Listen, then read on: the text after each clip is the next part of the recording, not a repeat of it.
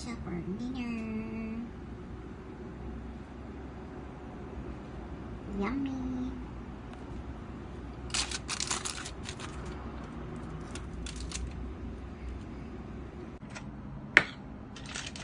So, sa labas sila kakain. So, yung dinner ko is pizza. Iwan ko kung ano yung kinain nila sa labas. Basta yung sa akin pizza. Sinabi ko sa amo ko, I want pizza for dinner. Okay. Yan. Ang laki.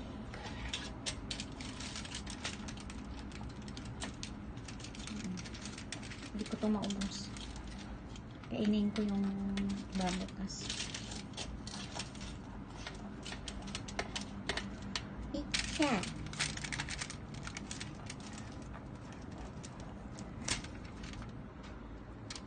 So may pang ano ako bukas, pang breakfast or lunch.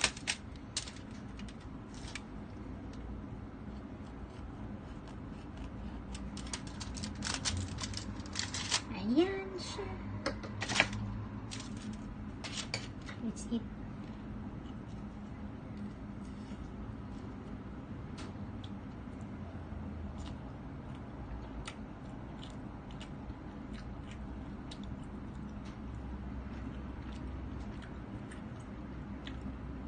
Sarap siya.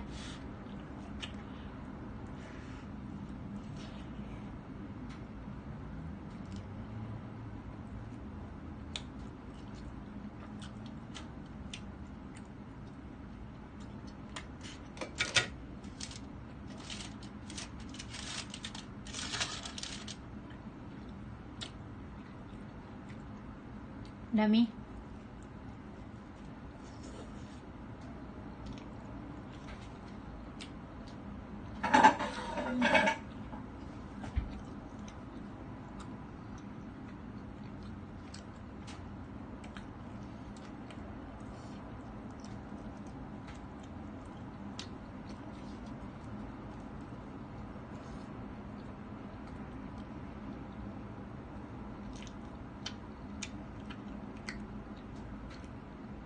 Hindi ko alam kung anong dinner nila.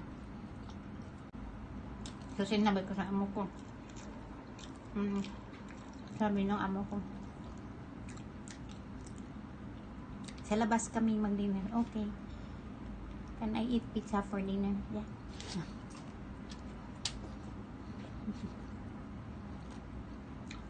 Kasi binili talaga to para sa akin.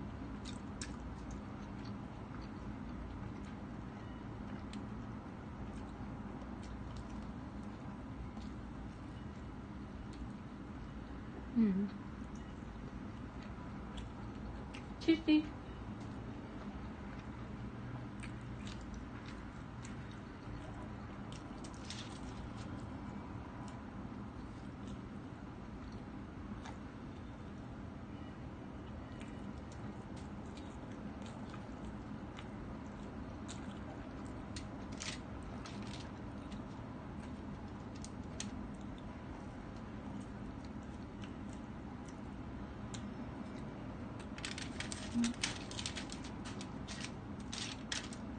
Ang dami, hindi ko maubos.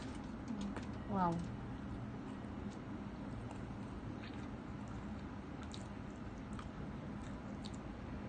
Isang malaking bilog eh.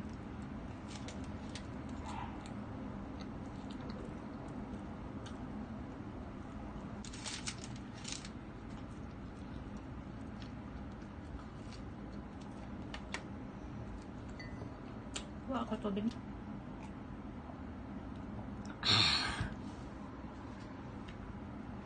So, pag sa abroad ka, maswerte ka lang talaga kung iniisip ng amo yung pagkain mo. So, ako may swerte ako. Kasi nga kung anong gustong kainin ko, pwede. Pwede ako magluto o ano, kung lalabas sila.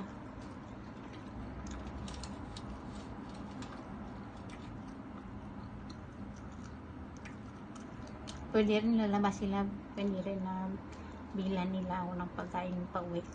Kaso nga lang ayaw ko minsan kasi late sila uwi. mindset ba. So yung ginagawa ko kung ano yung pwede kong maluto dito sa bahay. Kasi minsan lalabas sila tapos iti-text ako, sabi niya kung gusto mong take out na pagkain. Tanungin ko kung ano oras sila uuwi. Pag sinabi na before 9. Sabi ko wag na, magluto na lang ako.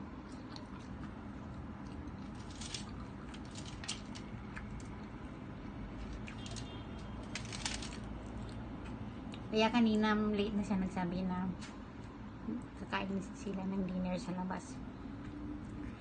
Kaya sabi niya, kakain kami sa labas. Sabi niya, okay. Can I eat? Sinabi ko, kung may eat pizza for dinner. Sabi niya, yes. I no need. Hindi na, sabi na, I no need to buy for you. You can eat pizza for dinner. Kaya ito yung dinner ko ngayon.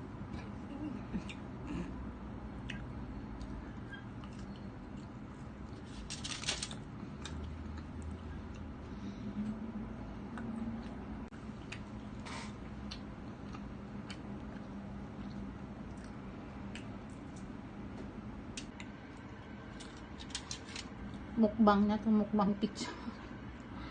Ang dami kasi isang box.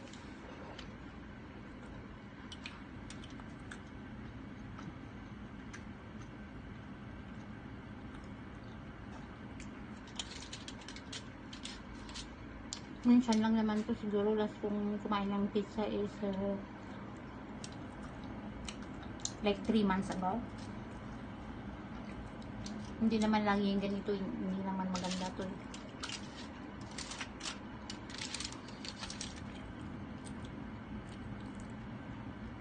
So bukas is off day na naman, linggo.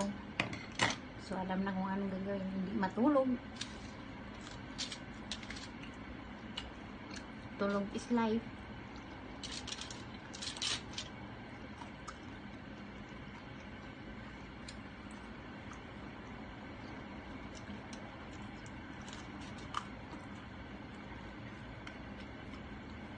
Makain na yung alaga ko.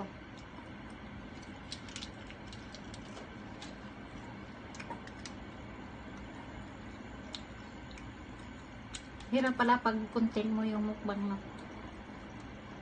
Dapat dandanin mo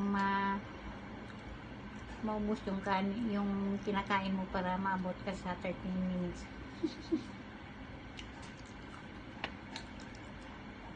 Yan, dahan-dahan tayo.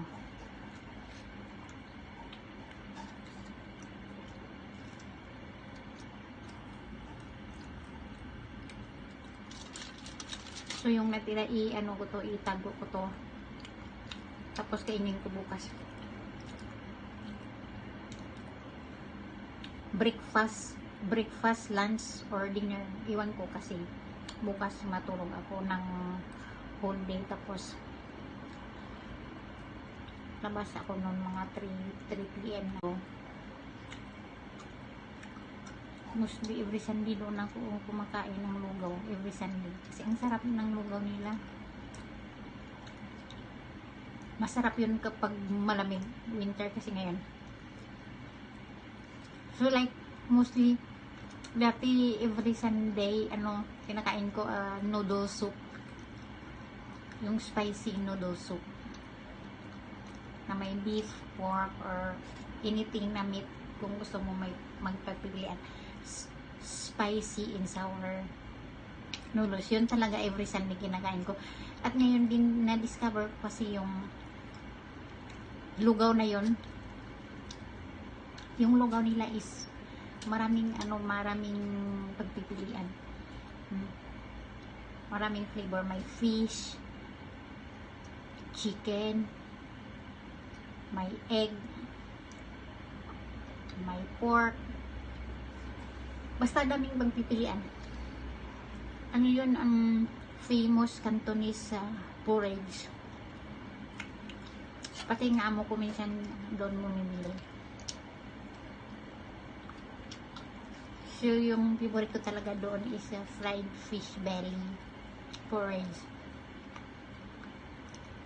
Yun lagi kinakain ko. Kaso nga lang, pag lumabas doon ako sa shop nila, ang baho ng buhok ko. Amoy pinirito to. Kasi closing mo ano nila, tapos nagluluto sila sa loob. Diyan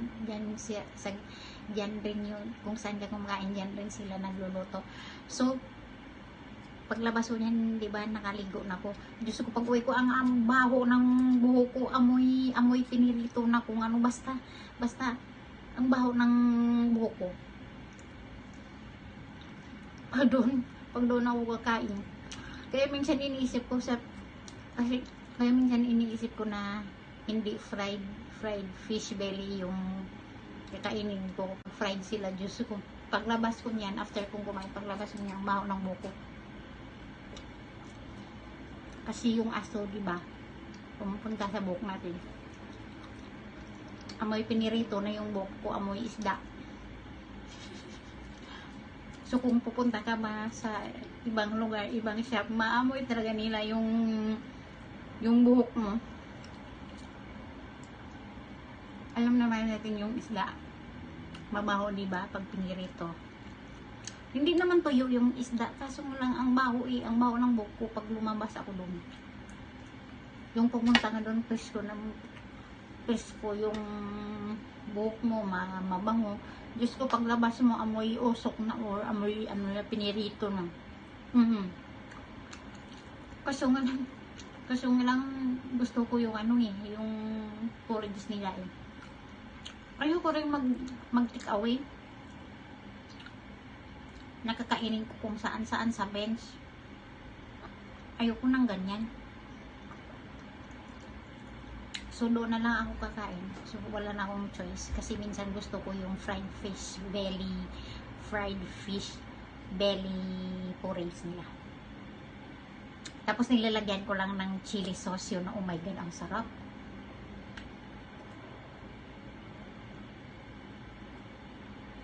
So, Cantonese porridge na yung favorite ko ngayon every Sunday. Nag-shift na sa ganon, dati is spicy noodles. Pero minsan kumakain rin ako ng spicy noodles. Pero iniisip ko din bukas parang gusto kong mag-Jollibee. Ang tagal ko rin hindi nagkapag-Jollibee. Pero we'll see tomorrow kung ano yung pwedeng kainin. Kasi every time na mag-off day ka, siyempre iniisip ko kung ano kainin mo, diba? Kaya ganun. So, that's all for today. Bye. Hindi ko naubos.